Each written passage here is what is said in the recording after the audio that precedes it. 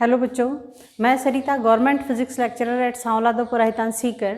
आज का जो हमारा टॉपिक रहेगा वो होगा, जैसे हमने पिछले टॉपिक में सेलों का संयोजन पढ़ा था, श्रेणीक्रम संयोजन हम ऑलरेडी पढ़ चुके हैं। तो जो आज का हमारा टॉपिक रहेगा वो है सेलों का समांतर क्रम संयोजन।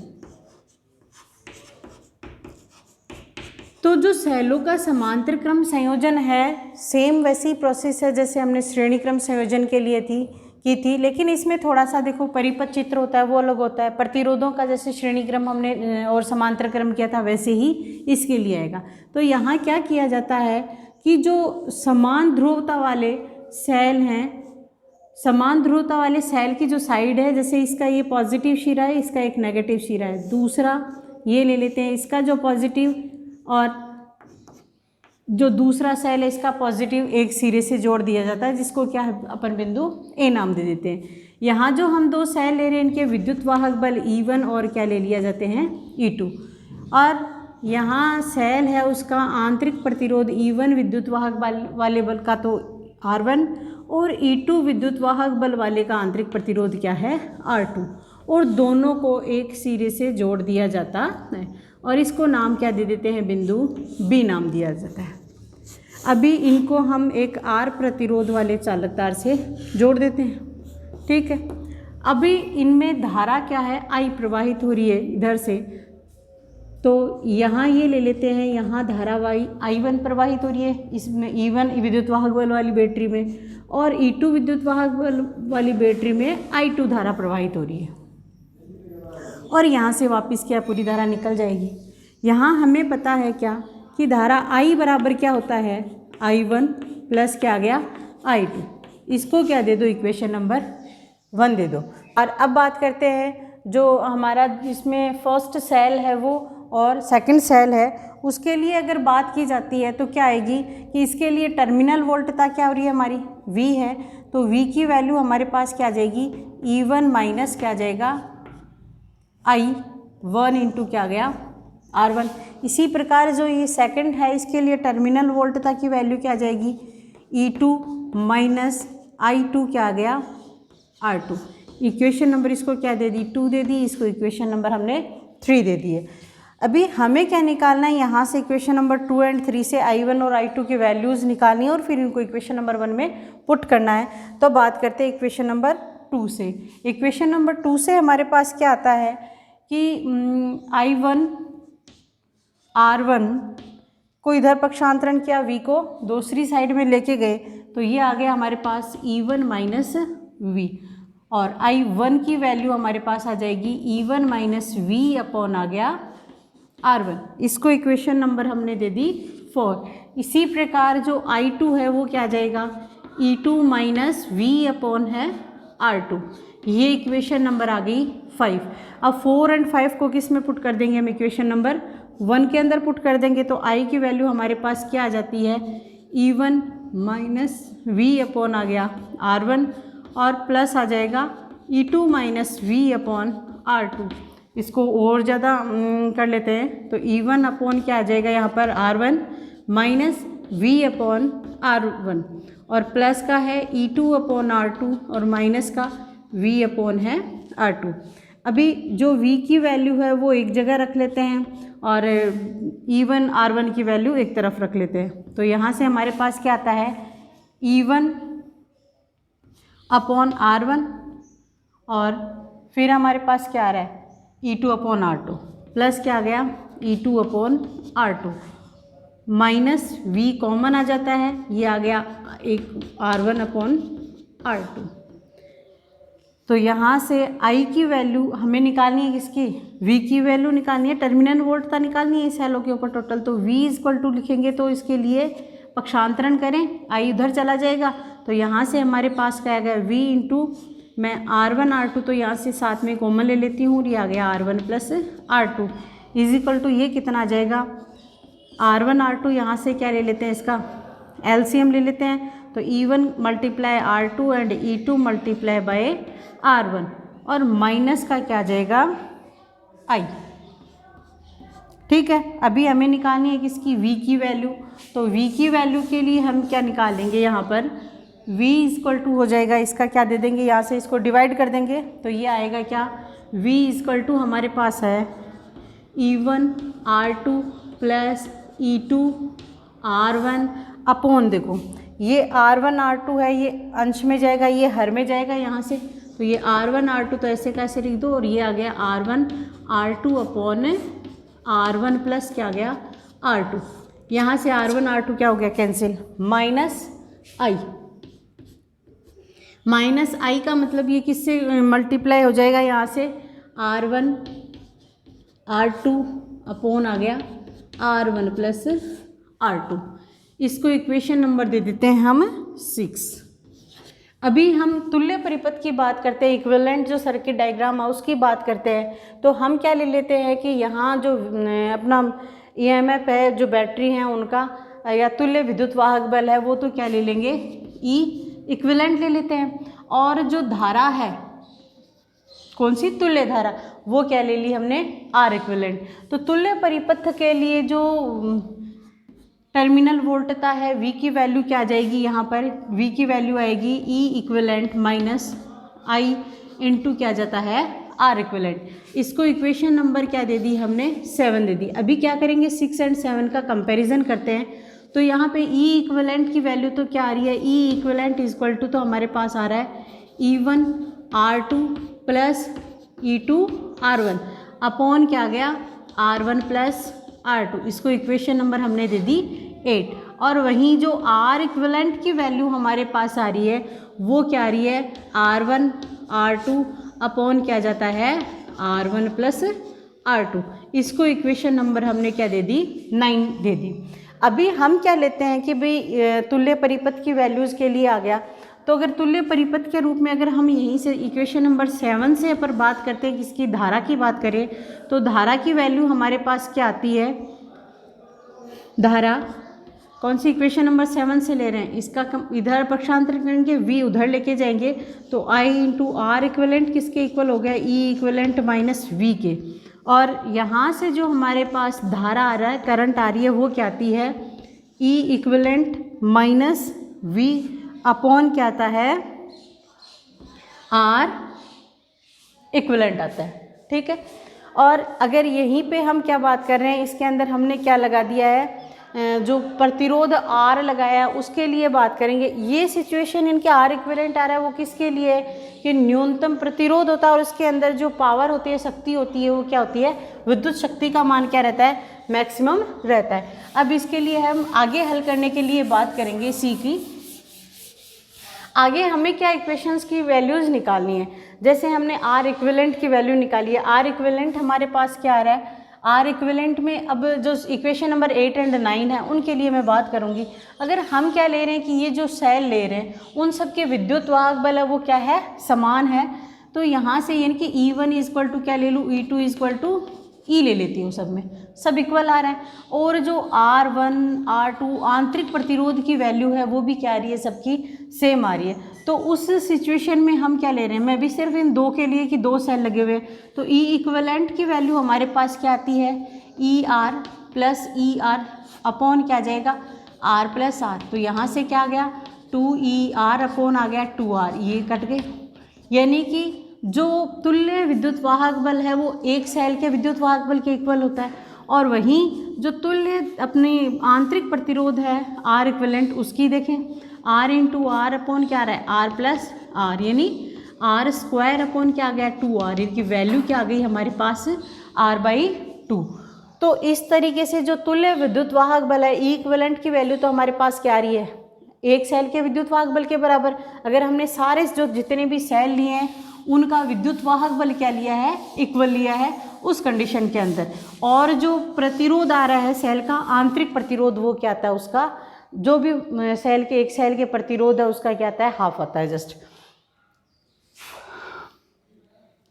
अब हम इसी में आगे बढ़ते हुए क्या लेते हैं कि अगर यही सेल क्या लगा दिया जाए, हमने n सेल लगा दिया जाए, ये तो दो सेल लग रहे हैं, अगर ये R इक्विवेलेंट की वैल्यू क्या आ जाएगी, R/n आ जाएगी। यही मैं क्या कह रही हूँ, यदि n सेल हों, n सेल हैं, उस सिचुएशन में भी हमारे पास ये वैल्यू तो सेम ही आनी है। अगर n सेल ले लिया तो भी E इक्वलेंट इक्वल टू, तो वही E आना है, ER प्लस ER जितने भी होंगे उतने ही 2R से ही मीन की डिवाइड होके सिर्फ उसका जो एक सेल का विद्युत वाहक बल है वो बचेगा।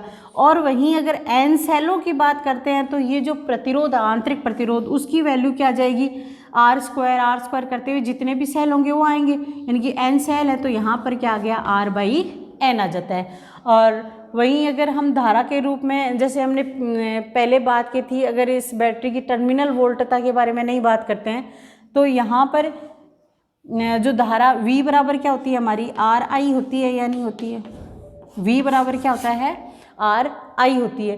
तो यहाँ से जो वैल्यूज़ निकालेंगे वहाँ पर वो पुट कर सकते हैं, V की जगह क्या पुट कर देंगे, RI कर देंगे, और वहाँ से हमारे पास किसकी वैल्यू आ जाएगी, फिर R की वैल्यू निकाल सकते हैं, I की वैल्यू निकाल सकते हैं। अब इसी का आगे अगर बात करें हम आंतरिक प्रतिरोध के लिए, तो जो समीकरण है अपनी कौन सी, 8 और 9, इन दोनों का क्या निकालना पड़ेगा हमें, अनुपात निकालने की बात करें इनकी, R इक्विवेलेंट अपॉन क्या निकालते हैं, E इक्विवेलेंट अपॉन क्या निकाला हमने, R इक्विवेलेंट, यानी कि E इक्विवेलेंट और R इक्विवेलेंट में क्या निकालते हैं, अनुपात निकालते हैं। उसके साथ में मैं पहले इक्वेशन नंबर 9 है उसका क्या निकाल देती हूँ, अनुपात निकालती हूँ। यानी कि 1/R इक्विवेलेंट की अगर बात करेंगे तो क्या वैल्यू आएगी, ये आएगी R1 प्लस R2 अपॉन क्या आ गया, R1 इंटू R2, तो यहाँ से क्या आ गया, 1/R1 प्लस 1/R2।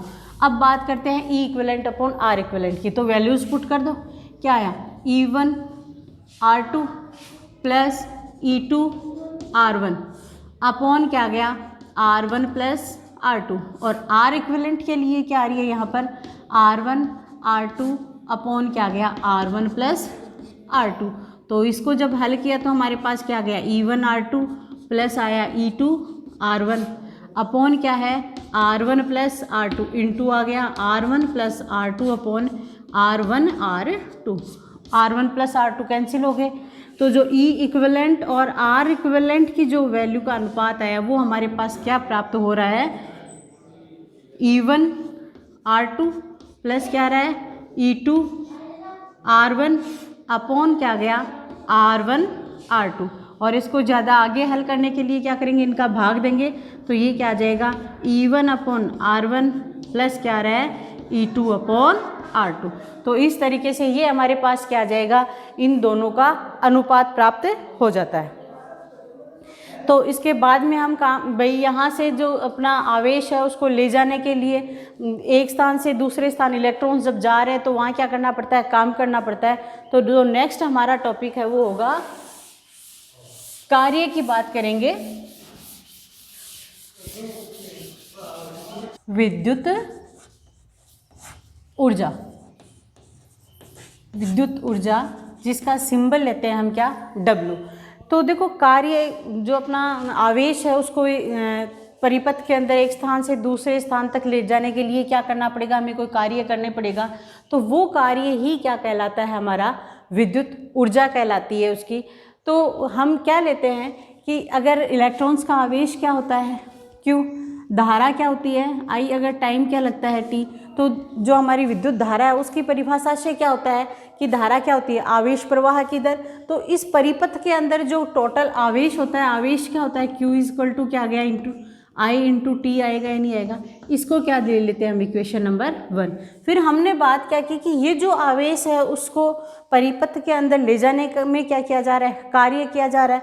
तो यहाँ से जो कार्य और विद्युत अपना विभव था उसकी परिभाषा से हमारे पास क्या था, V इक्वल टू क्या था, W अपॉन Q, ये हम पहले पढ़ चुके हैं। तो W इक्वल टू क्या हो गया, V इंटू Q आया या नहीं आया, इसको क्या ले लेते हैं हम इक्वेशन नंबर 2 दे देते हैं। अभी इक्वेशन नंबर 1 और 2 से क्या करते हैं, 2 में इसे वैल्यू रख दे, तो W की वैल्यू क्या आ जाती है, इनकी W का मतलब विद्युत ऊर्जा की वैल्यू क्या आ जाएगी हमारे पास, यहाँ से आएगी VI इंटू T। एक तो हमारे पास जो विद्युत ऊर्जा का सूत्र क्या गया, ये आ गया। अभी यहाँ से ओम के नियम से इसके 2-3 सूत्र और निकालते हैं। V इक्वल टू क्या होता है, RI होता है, ठीक है। तो V की जगह हमने क्या लिख दिया, RI लिखा। तो W बराबर क्या आ गया हमारे पास, RI इंटू क्या आ गया, आई टी। तो W इजकल टू यहाँ से क्या आ गया आर आई स्क्वायर इंटू क्या आ गया टी।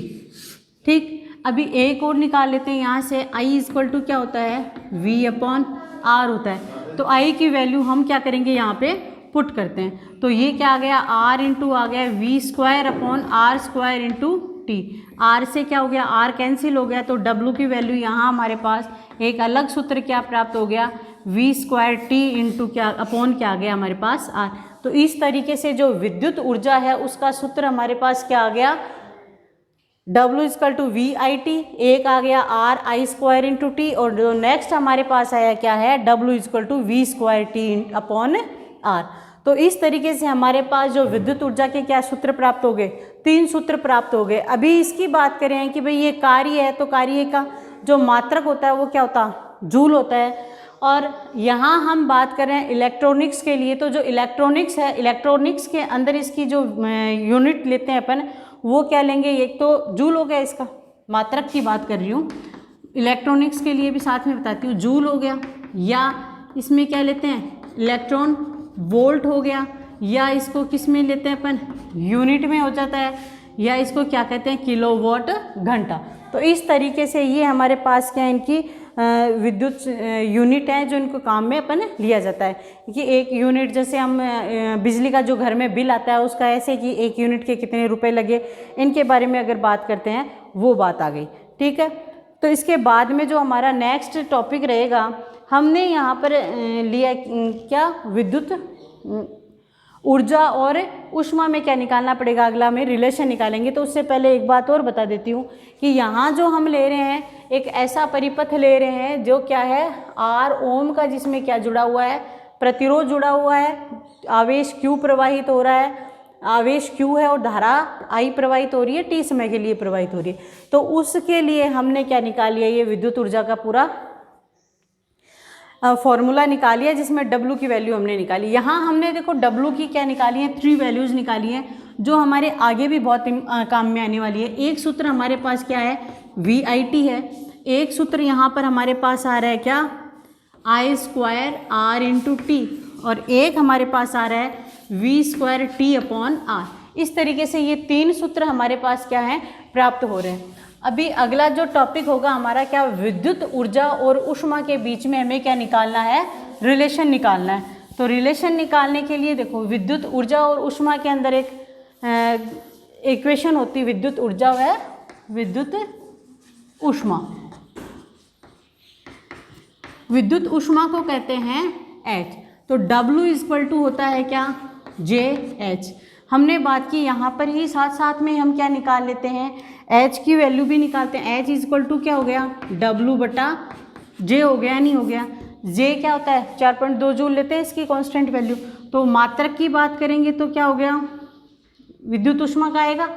अभी इसी में हम W की वैल्यूज़ रख के क्या निकालेंगे H के भी अलग अलग वैल्यूज़ का मान निकाल लेते हैं। तो H इक्वल टू क्या आता है W की वैल्यू हमने अगर क्या लिखी हमने VI और T रखी, ठीक है।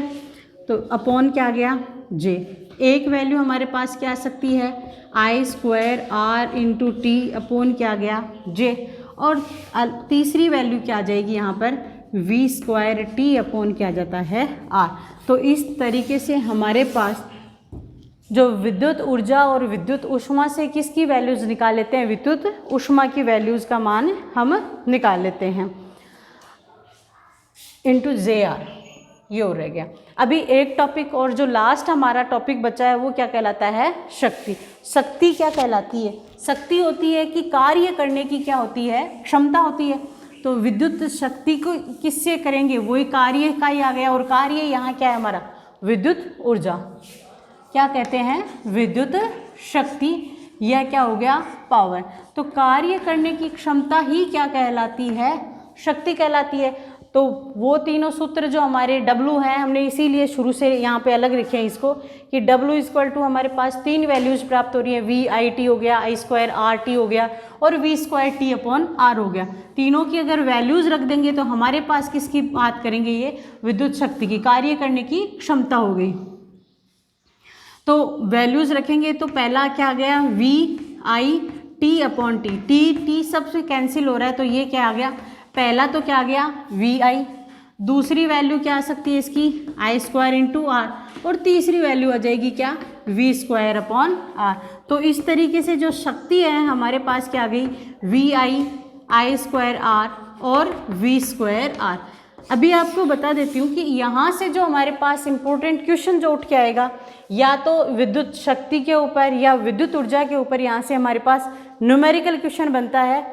और इसकी जो विमा होती है शक्ति की, वो क्या, विमा और मात्रक की बात करें तो मात्रक क्या होता है, जूल, कार्य की जूल होती है, पर क्या आ गया सेकंड, ठीक। और वहीं इसके अगर विमा की बात करेंगे तो जूल का मतलब क्या हो गई, कार्य की विमा होती है, कार्य क्या होता है Fx, और m1 L2 T-2 तो किसकी हो गई, कार्य की विमा। सेकंड की क्या होती है, सिर्फ T1।